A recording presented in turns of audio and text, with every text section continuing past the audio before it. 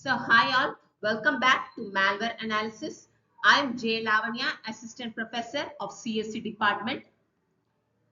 So, today in this video, we are going to discuss on the Unit 3, that is reverse engineering phishing attacks. So, how it is used in reverse engineering concept and in malware. Okay. So, first of all, what is meant by phishing? So it is a type of social engineering attack often used to steal the user data, including the login credentials and credit card numbers. It occurs when an attacker masquerading as a trusted entity dupes a victim into an opening an email or an instant message or some text message, right? So here the recipient is then tricked into some by clicking some malicious link, which can lead to the installation of malware. So the freezing of the system as part of a ransomware attack or the revealing of sensitive information. Okay. Here, an attack can have some devastating results. For individuals, this includes some unauthorized purchases or stealing of funds or identify some theft. Okay, and moreover, phishing is often used to gain a foothold in corporate or some governmental networks as a part of a larger attack, such as an advanced persistent threat, that is APT event. In this latest scenarios, so employees are compromised in order to bypass some security perimeters, and they will be distributing these malware in a closed environment or gain some privileged access to secure the data. Okay, and organization succumbing to such an attack typically sustain severe financial losses in addition to declining some market share or the reputation and consumer trust. Okay, so depending on the scope, a phishing attempt might escalate into a security incident from which a business will have a difficult time recovering. Can you able to understand? So this is the major part of phishing attack. Okay, and the next topic is that, so how this phishing is used in some cases where we'll be using some kind of attack. Okay. So this is such an example for the phishing attack. Okay, because it will be based on some security forms or such things. Okay, and here there is a mail, like this email is meant to inform you that my university network password will expire in 24 hours. Okay, and please follow the link to update your password. Such mail will be coming. So once, oh my god, this has expired my password, so I have to just go for this particular link. So this, if you're clicking on this in this link, I mean if you're clicking on this link in the sense, it will be automatically goes to like you have done some progress or something like that. So it will be going to this malicious thing. So this occurs as a malicious phishing attack. Okay? So how this malicious, I mean this phishing attack works here is that, so impersonation, like attackers, they will be creating a message or a website that looks genuine and comes from a reputable source, such as a bank, a popular online service, or even a colleague. Okay. And second one, luring the victim. The fraudulent message uses some social engineering tactics to exploit emotions like fear or urgency, compelling the recipient to act quickly without much thought. Okay. And malicious action. The message typically includes a link to a fake website or an attachment containing the malware. So if you are clicking this link in the sense, it will be we will think that okay, or we can go to that particular site and we can able to update our password. Not like that. So if you're clicking on this link, it will be asking for you and will be fetching all your details from that particular mail ID. Okay, so this is called as a malicious link. And next is that how it will be fetching, like by using some information theft. So when the victim clicks the link or opens the attachment, they are either directed to a phishing website to enter the credentials, or a malicious file is downloaded to their devices. Okay, and apart from that, data breach. So what will happen in this data breach? If you take, the attacker then collects the stolen sensitive information, leading to financial losses, identity theft, or further compromise of the victim's system. So how to protect from these kind of phishing attack is that, first one, be skeptical. Like, always be wary of urgent requests for personal information. And second one, verify the sender's information. Like, check the sender's email address carefully for slight misspellings or odd domains. Okay, and then we have to inspect the link. Hover over links to see the trust destination URL before clicking. And next one, like, use strong passwords and multi-factor authentication.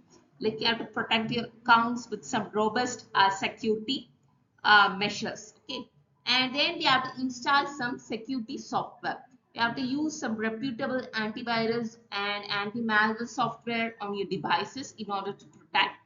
And next, you can go for, like, be cautious with some attachments. So do not open the attachments from some unknown senders, and report the suspicious messages. So if you receive a suspected phishing message, report it to an email provider or a relevant security team. Can you able to understand? Yeah. So this is the phishing example. This is all like email scam. Another example, we'll follow that. So next topic is that what are the phishing techniques? What kind of techniques we may be spoofed, right?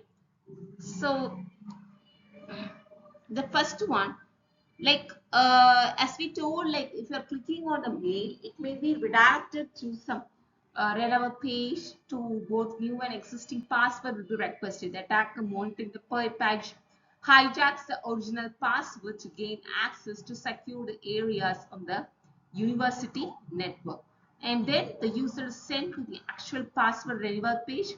However, while being redirected, a malicious script activities in the background to hijack the user's session cookie. Okay, so this will result in a reflected XSS attack, giving the perpetrator privileged access to the university network.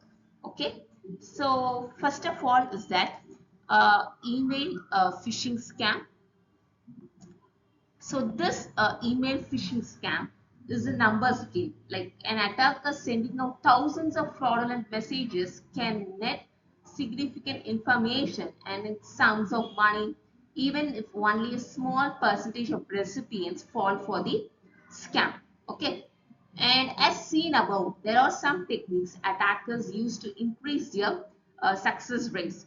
For one, they will go to some great lengths in design phishing or the messages to mimic some actual emails from some spoofed, organization or like that, or by using the same, phrasing.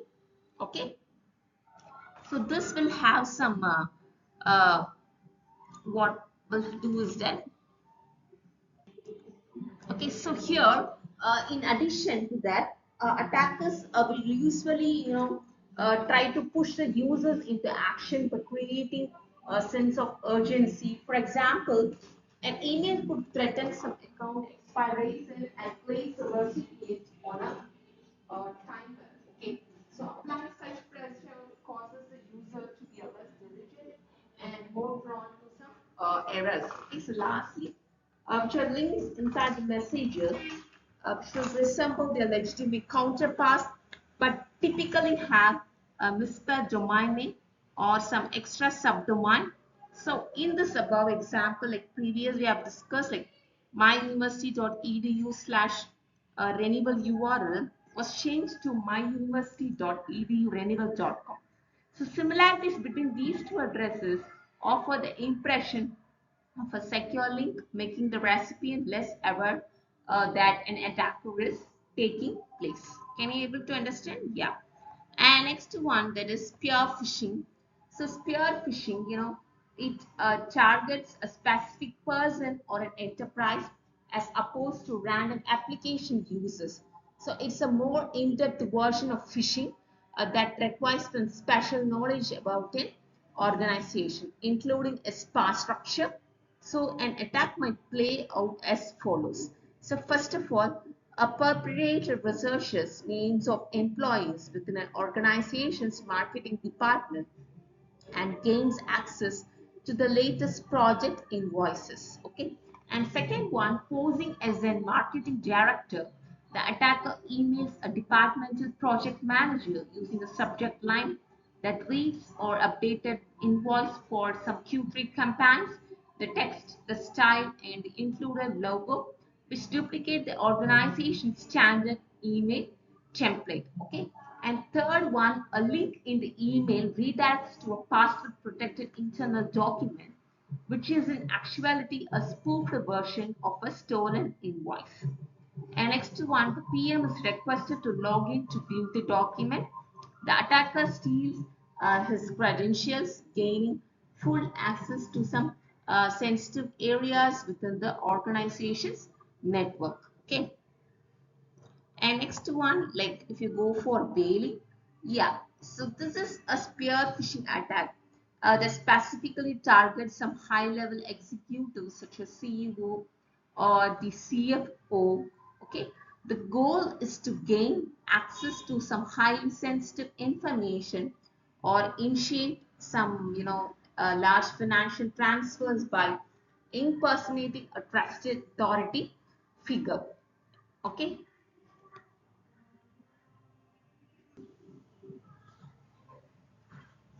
Okay, the next one is that phishing. So this is called as SMS phishing. So phishing conducted through some text messages. The message often contains a link to a fake website or a prompt to call a fraudulent number. Okay, so this is SMS phishing. And next one is that voice phishing. So here, the phishing conducted through a phone call. The scammer impersonates a bank representative or the tech support or governmental official to trick the victim into some revealing some sensitive information over the phone. Okay, so this is all about the voice phishing. So some like they will be doing as a bank or the tech support or the government official to trick the victim. Okay, so these all comes under the phishing techniques, that is email phishing, spear phishing, bailing, and SMS phishing, as well as voice phishing. So, how to prevent these kind of phishing attacks? So, the first of all, phishing attack protection requires steps to be taken by both the users and the enterprises. For users, vigilance is a key. A spoofed message often contains some subtle mistakes that expose its true identity. So these can include some spelling mistakes or changes to the domain name as seen in the earlier URL example. The users should also stop and think about why they are even receiving such an email. For enterprises, a number of steps can be taken to mitigate both phishing and the spear phishing attacks. Okay, and next is that two-factor authentication, that is 2FA. Okay, so what is meant by 2FA? So it is the most effective method for countering phishing attacks as it adds an extra verification layer when logging into some sensitive application. So 2FA relies on some users having two things, something and such as password and username, and they have such as their smartphones. Even when employees are compromised, so 2FA prevents the use of the compromised credentials since these alone are insufficient to gain the entry. Okay, and in addition to using 2FA, organizations should enforce some strict password management policies. For example, employees should be required to frequently change their passwords and not to be allowed to reuse a password for multiple applications. And educational campaigns can also help to diminish the threat of a phishing attack by enforcing some secure practices such as not clicking on some external email links. Okay. And next, like phishing protection from Impavera. Impavera, so here, like Impavera offers a combination of access management and web application security solutions to counter some phishing attempts. So Impavera login protects lets you to deploy some 2FA protection for the URL addresses in your website or the web application. So this include addresses having URL parameters or Ajax pages where 2FA protection is normally harder to implement. The solution can be deployed in seconds with just a few clicks of a mouse. It doesn't require any hardware or software installation and enables easy management of user roles and privileges that directly from your Imperva dashboard. Okay, and working with this kind of cloud Imperva web application firewall, that is WAF, which blocks the malicious requests at the edge of your network. And this includes preventing malware injection attempts by compromised insiders, in addition to some reflected XSS attacks deriving from a phishing episode. Okay, so in this particular session, we have discussed on the topic called phishing and what are the phishing attack examples, and we have seen some real-time examples of it. And next, what is the phishing techniques we have discussed, like email phishing scam or the spear phishing or the valley or smishing or phishing, yeah, and how to prevent these kind of phishing attacks, like by means of some two-factor authentication or through some educational campaign. Okay, and then phishing protection from the imperva, right? I hope this video will be very useful for you all. We'll see you in the next video. Thank you all.